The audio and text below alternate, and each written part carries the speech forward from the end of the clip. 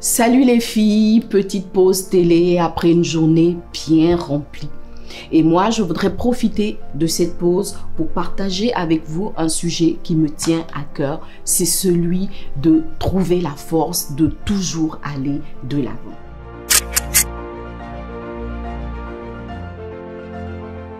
D'une certaine façon, on peut définir la vie comme un parcours dans lequel le vivant est appelé à aller de l'avant. C'est-à-dire conquérir des territoires d'étape en étape, toujours vers cet objectif, ce rêve qui est dans nos cœurs. Mais il peut arriver en effet que on ne trouve plus en soi l'énergie nécessaire ou la force pour continuer à avancer. Je pense que c'est une situation qui est assez fréquente, mais malheureusement, elle n'est pas normale. Et en général, elle sera due à divers facteurs qui vont agir de façon à nous maintenir bloqués dans le passé ou par le passé. Quelles sont ces situations? C'est par exemple la fatigue, donc la fatigue physique ou émotionnelle. Il y a aussi les coups durs. On vit une situation difficile, la perte d'un être cher, un échec patent, une déception profonde, etc. Il y a donc beaucoup de situations qui peuvent venir comme des éléments pour affaiblir notre force intérieure et nous laisser bloquer dans le passé.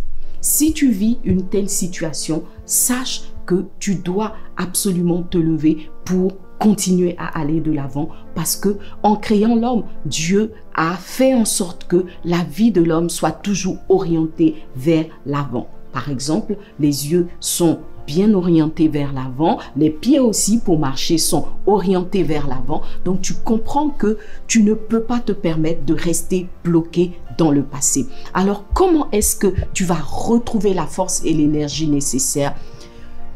C'est en travaillant sur tes pensées. Oui, la force de repartir, la force d'aller de l'avant ne se trouve pas à l'extérieur de toi, mais elle se trouve bien à l'intérieur de toi, c'est-à-dire dans tes pensées. La force d'aller de l'avant va donc se trouver dans nos pensées qui sont relatives à nos rêves. Si tu as des rêves que tu n'as pas tués, si tu crois encore à l'avenir, alors tu vas retrouver la force d'aller de l'avant. Réactive donc les rêves qui sont dans ton cœur. Nourris-toi de bonnes pensées, de pensées positives et tu verras que ta force sera reboostée. Et puis, si ta lassitude est due à la fatigue, prends une option pour le repos.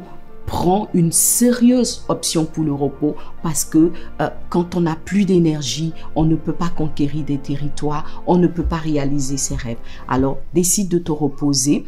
Si la fatigue est une fatigue émotionnelle qui a été causée par une relation, prends du recul par rapport à cette relation. Et puis, si par exemple, tu as eu un coup dur dans la vie, tu as perdu un être cher, etc., et que tu te sens, donc comme je dis, bloqué, alors après le choc, après avoir vécu ta peine, ta frustration, laisse-toi consoler. Accepte la consolation et tu verras qu'une fois que tu seras consolé, tu retrouveras l'énergie pour aller de l'avant. Un dernier élément, c'est de retrouver confiance en toi-même.